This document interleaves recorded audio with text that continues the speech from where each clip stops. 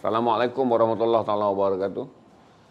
Salam sejahtera dan selamat petang, selamat berhujung minggu bagi minggu fasa rentas sempadan yang ketiga minggu ni.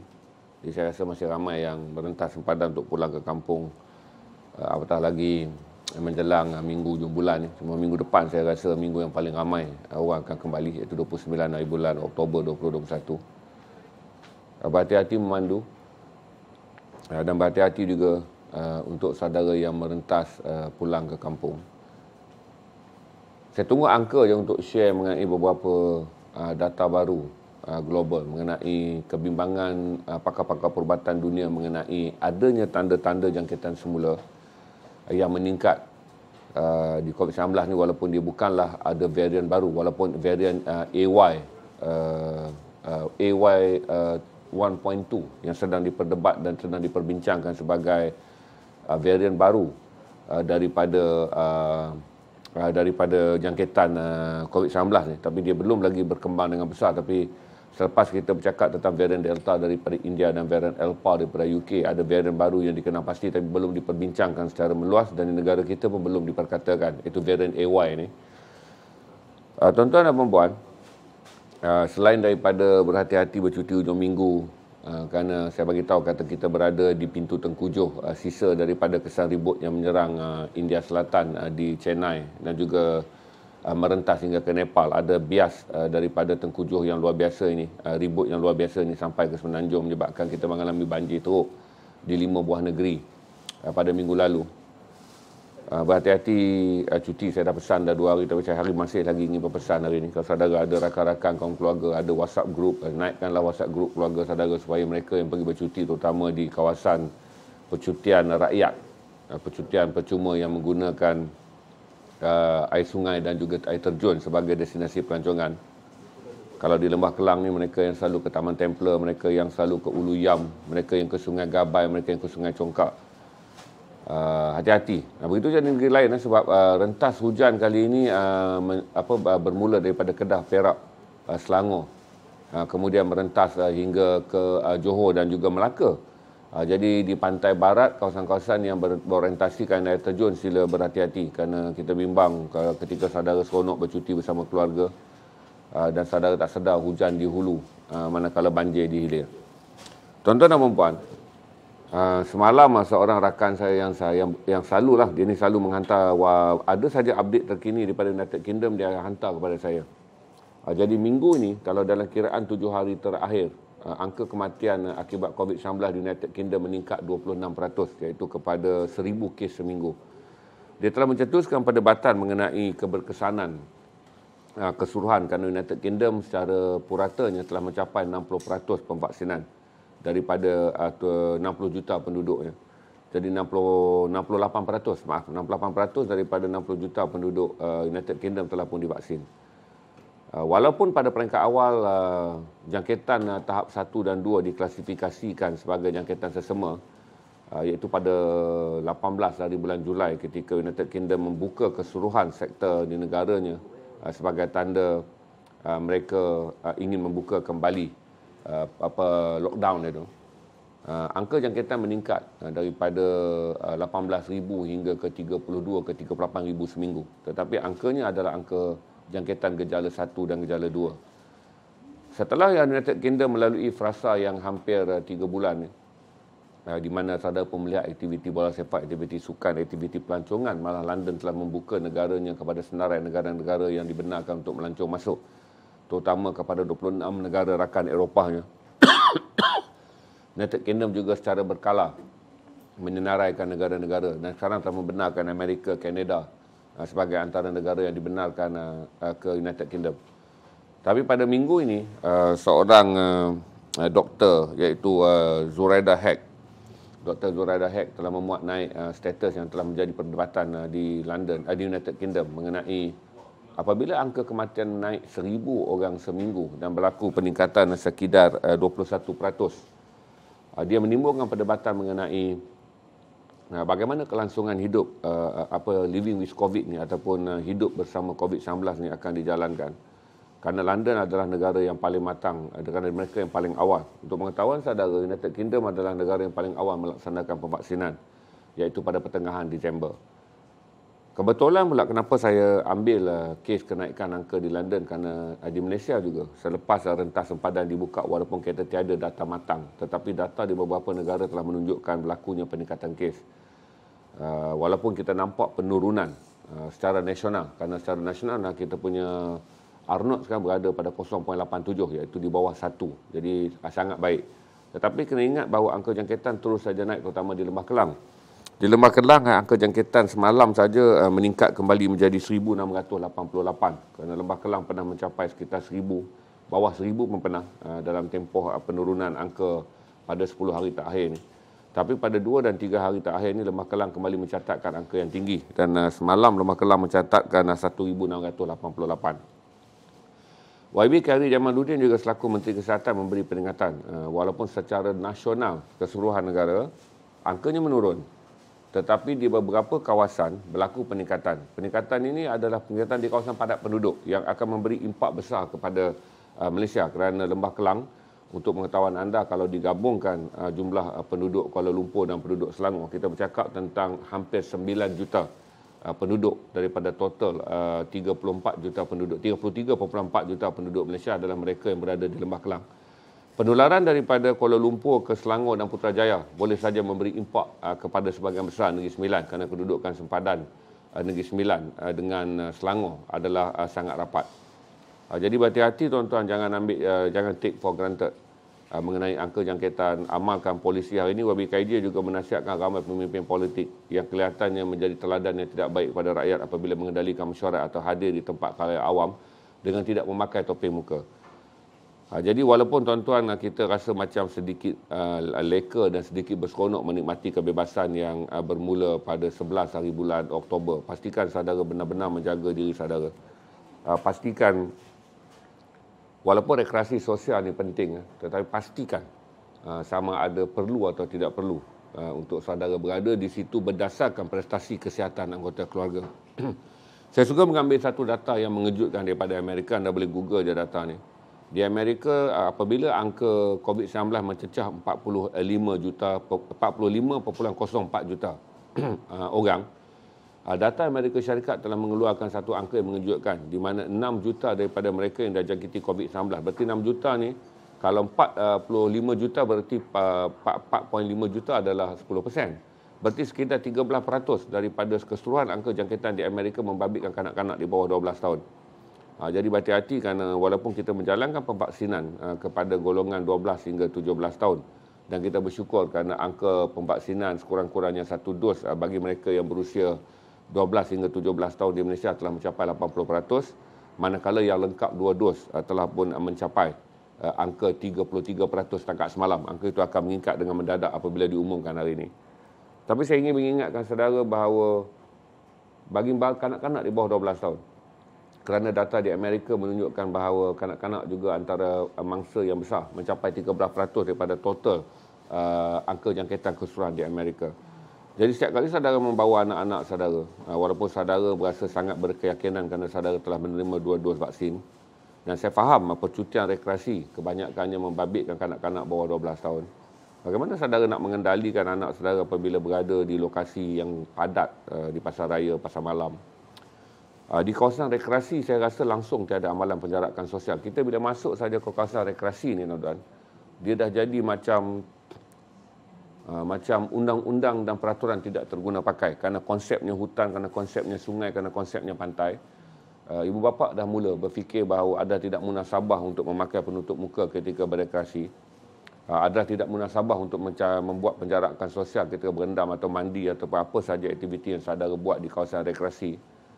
Dan ini mendedahkan anak anda, kerana yang saya sebut data sekarang adalah data daripada Amerika, walaupun kita tak lihat data daripada Kementerian Kesihatan Malaysia. Tetapi kita boleh anggap kata penyakit ini mempunyai trend dan juga stigma, trend dan juga keadaan yang sama di seluruh dunia. Jadi berhati-hati, kerana Amerika telah menunjukkan bahawa daripada 45 juta penduduknya yang telah pun disahkan kerana terkena jangkitan COVID-19, 6 juta, 6.02 juta adalah kanak-kanak. Jadi ini mewakili 13% hampir 15% juga tuan. Jadi apabila saya melihat trend ibu bapa membawa anak-anak mereka yang berusia 12 tahun berekreasi dan berada di sekitar orang dewasa yang mungkin telah divaksin ataupun memangnya divaksin, kerana hari ini mereka yang memiliki 2 dos vaksin hampir adalah mereka yang berada di semua tempat, cuma di kawasan rekreasi saja dia berlaku percampuran kerana orang-orang yang tidak divaksin juga pergi ke kawasan rekreasi. Kemungkinan ada penyusupan daripada bukan warga negara yang tidak divaksin juga bercuti dan berada di sekitar saudara dan kita tak tahu siapa mereka. Bagi golongan yang pre-safe, yang belum divaksin tetapi menanti potensi untuk divaksin atau tidak divaksin, mereka berada di sekitar kita, terutama di kawasan di mana scan MySejahtera sukar dilaksanakan. Jadi pastikan saudara dalam kegembiraan berekreasi, bercuti dan membawa anak-anak anda berada di tempat yang dipenuhi oleh manusia, terutama yang sukar untuk aplikasi MySejahtera, penjarakan sosial, disiplin kita untuk pakai penutup muka itu diamalkan. Saudara tidak mendedahkan anak anda. Ini saya punya nasihatlah berdasarkan data baru. Walaupun kita berada dalam keadaan yang sukses tuan-tuan, tetapi kita belum berada dalam keadaan yang selamat. Ingat walaupun kita rasa kita berada dalam keadaan yang sukses, fasa 4 hanyalah angka. Angka yang menggambarkan kita telah bebas untuk merentas sepadan dan merentas negeri. Tapi fasa 4 bukan jaminan bahawa semua benda yang berlaku ke atas orang yang ada 2 dos vaksin akan selamat. Fasa 4 tidak memberi jaminan apabila anak-anak anda yang berusia 17 tahun ke bawah yang dikendalikan oleh ibu bapanya untuk berada di tempat-tempat yang tertentu. Bukan jaminan mengatakan mereka tidak akan dijangkiti. Saya lebih bimbang kerana sekurang-kurangnya 80% daripada yang berusia 12 hingga 17 tahun dah satu dos. Dan 33% saya jangka hari ini mungkin dah capai 40% apabila data baru dikeluarkan malam nanti. Dan angka mereka yang disuntik mungkin dah lepas 82-83% tu. Tetapi dia bukan jaminan. Dan yang paling kita takuti adalah yang langsung tidak divaksin, iaitu anak kita yang berusia 12 tahun ke bawah. Sekiranya data Amerika kemudiannya menjadi data kita, apakah kita akan mengalami renjatan kejutan baru di mana angka jangkitan di kalangan kanak-kanak yang berusia bawah 12 tahun menjadi fenomena. Kerana kita belum bersedia untuk membuat pemvaksinan di kalangan kanak-kanak berusia bawah 12 tahun, kerana mengikut jadual pemvaksinan yang kita ada sekarang, kita sedang memvaksin 8.2 juta orang daripada mereka yang disenaraikan sebagai warga emas 60 tahun ke atas, barisan depan. Mereka yang mempunyai komorbiditi, iaitu penyakit kritikal yang memerlukan ada suntikan dos penggalak.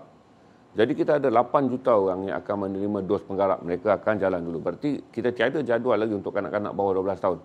Jadual yang sedang berjalan sekarang adalah jadual yang sudah hampir siap bagi 1 dos dan 2 dos bagi kanak-kanak berusia 12 hingga 17 tahun. Kemudian kita akan ada 8.2 juta dos penggalak, iaitu suntikan dos ketiga bagi kumpulan yang saya katakan tadi, warga emas 60 tahun ke atas. Kemudian kita senaraikan juga barisan depan, kita senaraikan juga pesakit komorbiditi, dan kita senarai juga mereka yang berada dalam pusat perkhidmatan kesihatan. Selepas saja habis dos tu, kita akan memulakan dos penggalak bagi mereka yang mengambil Sinovac, di mana semua orang yang mengambil dos Sinovac akan mendapat dos silang. Dos silang ni saya jangka saudara akan mendapat, mereka yang mengambil Sinovac ni, angkanya besar juga, barangkali sekitar 8 hingga 10 juta orang, akan menerima dos penggalak daripada Pfizer ataupun AstraZeneca. Ini akan memberikan gambaran bahawa kita tidak berada lagi dalam jadual untuk menyuntik anak-anak yang berusia 12 tahun ke bawah. Tidak ada dalam jadual kerana jadual dos 8.2 juta mungkin akan berakhir pada sekitar Disember. Dan kemudian sebelum dia berakhir, dos penggalak bagi mereka yang mengambil Sinovac mungkin bermula pertengahan Disember ataupun bermula pada awal Januari. Memakan masa 2 bulan pula untuk menghabiskan. Kerana kita saudara harus ingat, ketika kita melancarkan dos penggalak, iaitu 8.2 juta orang yang akan disuntik, suntikannya menjadi lebih perlahan. Kerana suntikan di Malaysia sekarang berlaku pada sekitar 120 ke 180 ribu. Ada hari-hari mencapai 200 ribu. Tapi kita tidak lagi menyuntik pada kadar 400 ke 500 ribu seperti dulu, di mana PPV mega dibuka, walk-in, semua mudah.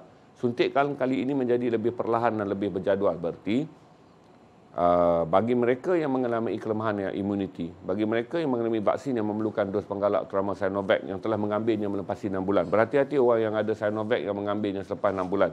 Bahawa sistem imuniti dalam tubuh saudara mungkin tidak berada dalam paras 100% untuk perform.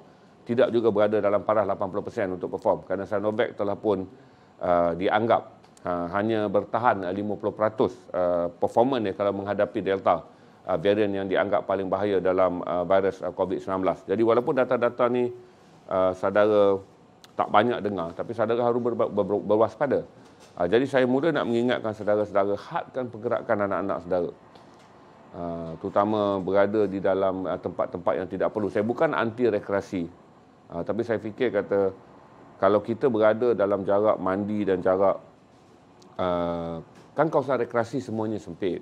Rekreasi yang berasaskan sungai di Malaysia ni semuanya sempit. Rekreasi berasaskan pantai juga sempit.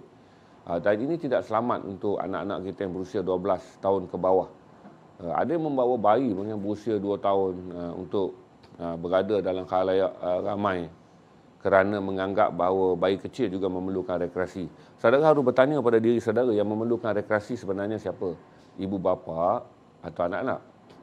Saya fikir kalau ibu bapa yang gairah untuk menikmati kegembiraan tapi berlindung di balik dipanggil sudo ataupun shadow di balik anak-anak yang nak ni, saudara kena fikir 2 kali supaya tidak kerana kegilaan saudara menjadi kanak-kanak mandi air bertepuk-tepuk, air berkocak-kocak, air barbecue segala macam tu.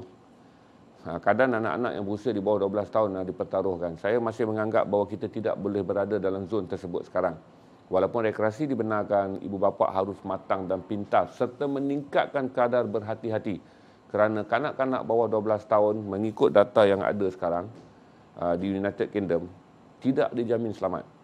Di data di Amerika Syarikat. Dan kita kena ingat balik, walaupun United Kingdom telah mencapai 68% pemvaksinan lengkap, kita lagi tinggi. Kita dah 73% pemvaksinan lengkap bagi total population. Kita dah 73%. Kita mendahului United Kingdom 5% kerana mereka adalah negara 67 juta penduduk dan kita adalah negara 33 juta penduduk. Mereka sekali ganda lebih besar. Tetapi dari segi suntikan, kita mendahului mereka mengikut kadar populasi. Saya juga melahirkan rasa bangga kepada rakyat Malaysia kerana hari ini kita telah mencapai 97% lebih golongan dewasa berusia 18 tahun ke atas yang telah committed, yang telah menerima 1 dos vaksin, dan kita telah mencapai 94% lebih golongan yang berusia 18 tahun ke atas yang telah menerima 2 dos vaksin. Secara keseluruhannya, rakyat Malaysia yang telah committed, yang dah committed dengan 1 dos vaksin, kita telah mencapai 25 juta lebih. Berarti adalah mudah untuk Malaysia pergi kepada angka 26.5 juta untuk mencapai kepada angka 28 juta untuk mencapai lebih 80% pemvaksinan keseluruhan mengikut populasi. Tetapi itu tak apalah tuan-tuan, angka yang di mana kita boleh isytihar kita menang.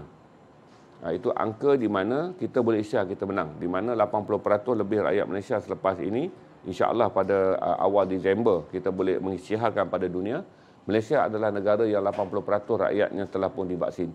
Tapi yang saya sedang pertimbangkan adalah kanak-kanak yang berusia 12 tahun ke bawah. Berarti kita bercakap tentang hal yang kita menang, jangan lupa hal yang patut kita bimbang. Jadi saya berkongsi dengan saudara hal yang patut kita bimbang dengan melihat data di Amerika. Melihat data jangkitan yang berlaku di kalangan penduduk di United Kingdom yang dah capai 1,000 kematian seminggu. Berarti purata kematian naik balik di United Kingdom dengan 100 lebih kes sehari. Jadi berhati-hati kata kita belum lagi berada dalam keadaan untuk berpesta-pesta. Saya lebih menggalakkan saudara untuk faham fasa yang ada sekarang adalah fasa untuk memulakan kehidupan ekonomi. Berarti kita perlu, itu yang paling perlu, ada fasa ekonomi.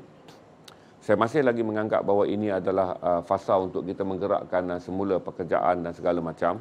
Barangkali dia juga adalah fasa yang perlu untuk saudara pulang ke kampung berjumpa ibu bapa. Fasa yang perlu juga untuk saudara berekreasi. Tetapi jangan menjadikan dia fasa yang mendedahkan anak anda di bawah 12 tahun kepada kegiatan yang disebut rekreasi atau berjalan mana sajalah ikut mak ayah. Dan mak ayah ni selalu kata keluarkan anak-anak. Kerana di Malaysia ni senang tuan-tuan, apabila saudara menjadi ibu ayah, saudara nak jadi lupa diri, saudara nak berpoyo-poyo dan lupa diri, ni anak lah. Saja bawa anak berjalan, Sebenarnya dalam tradisinya yang nak berjalan tu ayah. Anak-anak mungkin boleh memerlukan rekreasi yang lain yang lebih prominent dan sesuai untuk melindungi mereka daripada jangkitan. Itu yang saya share pada saudara. Kita gembiralah kerana 94.4%, hampir 95% saya jangka hari ini, populasi Malaysia telah lengkap divaksin. Dan kemudian kita bimbang kerana angka jangkitan di Lembah Kelang kembali meningkat 60% lebih, kerana Lembah Kelang pernah mencapai 1,000 kes sehari, tapi Lembah Kelang dah naik 1688, berarti ada 68% peningkatan dalam tempoh 7 hari Kerana Remah Kelang pernah mencapai angka 1,000 jangkitan tapi dah naik balik 1,688 kes. Walaupun hari ini 5,800 lebih kes, kita belum dapat data berapa kes di Lembah Kelang. Kemudian kita masih lagi bersedih kerana angka pemvaksinan by population. Kalau by population di Kelantan masih 50% lebih. Begitu juga di Sabah tidak mencapai 60%. Jadi lebih banyak kempen yang perlu dibuat terutama di Kelantan untuk meningkatkan kesedaran bahawa adalah penting pemvaksinan dilakukan kerana kita bimbang selepas ini sekiranya angka pemvaksinan di Kelantan dijadikan mainan isu. Kelantan akan kurang menerima pelancong. Kelantan akan dianggap sebagai negeri paling tidak selamat kerana kadar pemvaksinan dan secara by population, keseluruhan penduduk yang tidak mencapai kadar minimum 70%. Jadi ramai-ramailah kita berdoa dan kita pujuk rakan-rakan kita di Kota Baru, di Kelantan yang belum divaksin untuk menyertai program ini bagi membolehkan Kelantan juga menjadi zon hijau dengan sekurang-kurangnya besok apabila pengumuman by population iaitu mengikut keseluruhan penduduknya, Kelantan boleh mencapai kadar minimum untuk menjadi herd immunity state, negeri kebal kelompok dengan mencapai sekurang-kurangnya 70%. Dan saudara boleh lihat angka ni, walaupun Lembah Kelang telah mencapai 115%. Lembah Kelang paling tinggi mencapai 115%. Tapi kadar jangkitannya kekal tinggi. Naik mendadak 68% dalam tempoh seminggu, itu pada kadar yang paling rendah. 1,000 kes, hari ini semalam naik 1,688 kes. Itu sajalah yang saya share dengan saudara hari ini daripada slide-slide yang saya tengok. Di saluran-saluran antarabangsa pun, ni. Saya beritahu pada saudara mengenai Beijing. Ini kes yang sangat menarik. Beijing ni 50 kes je. Seorang warga emas bercuti dan kemudian dia dikesan ada COVID-19. Dan kerana dia telah berinteraksi, kluster dia telah menyebabkan 50 orang dijangkiti. Dan kluster dia ni telah bergerak ke 5 daerah. Maksudnya dia seorang, dia datang jumpa saudara mara ni fly balik pergi ke wilayah Mongolia dan segala macam ni. Dia masuk ke 5 daerah. China lockdown 5 daerah dan jalankan ujian swab kepada semua warga wilayah tersebut. Kerana 50 kes saja kebimbangan China terhadap wabak ni, maksud saya katakan, bagaimana sebuah negara komunis mendisiplinkan rakyatnya. 1 kes adalah bahaya. 50 kes adalah ancaman bagi 1.4 bilion penduduk. Jadi China telah melancarkan langkah besar-besaran. Beijing telah melancarkan langkah besar-besaran, mengadakan lockdown dengan mengadakan ujian swab kepada semua rakyatnya untuk memastikan kluster yang dihasilkan oleh seorang warga emas yang dengan pantas merebak ni, satu kemudian jadi 50, dari satu tempat pergi ke 5 wilayah. Jadi dia buat lockdown dan membuat ujian swab kepada semua rakyatnya. Berarti kadar keberhati-hatian bagi sebuah negara yang pernah mengalami kejutan dan juga ancaman COVID-19 yang pertama pada November-Disember tahun 2019 dan menjadi wabak besar pada 2020 tu. Sebelum China dapat mengawalnya hingga bulan Jun tahun 2020. Kadar keberhati-hatiannya sangat tinggi. New Zealand yang pernah menjadikan sifar COVID. Walaupun angka jangkitan di New Zealand sekarang telah mencapai 3 digit, kebimbangan rakyat New Zealand seolah-olah mereka telah menerima angka ribuan kes sehari. Walaupun kesnya mencapai lebih 100, ada satu hari saya baca tu hanya 122 kes. Tetapi keseluruhan instrumen pentadbiran kerajaan dan kedudukan rakyat yang menjadi panik. Kerana New Zealand terkenal dengan kempennya sebagai sifar COVID-19. Itu sajalah saya share dengan saudara petang. Saya tak akan panjang kerana saya akan habis awal kerana saya ada mesyuarat petang ni. Jadi saya harap saudara ambil maklumat ni. Di tengah-tengah kegairahan, saudara berbangga menjadi warga 2 dos dan memiliki CJ vaksin, dan saudara berasa keyakinan untuk membawa anak saudara yang berusia 12 hingga 17 tahun kerana sekurang-kurangnya dah ada 1 dos atau 2 dos lengkap. Tapi fikirlah mengenai kanak-kanak yang berusia 12 tahun ke bawah kerana mereka tidak dijadualkan dalam suntikan vaksin dan mereka mungkin berada di sekitar orang yang telah divaksin tetapi bergejala. Tidak bergejala 1 dan 2. Jadi katakan mandi-mandi ni semua tuan-tuan tak berbaloi untuk membolehkan anak kita mengalami rekreasi air, bergembira barang sebentar, tetapi mendedahkan dia kepada jangkitan. Itu saja.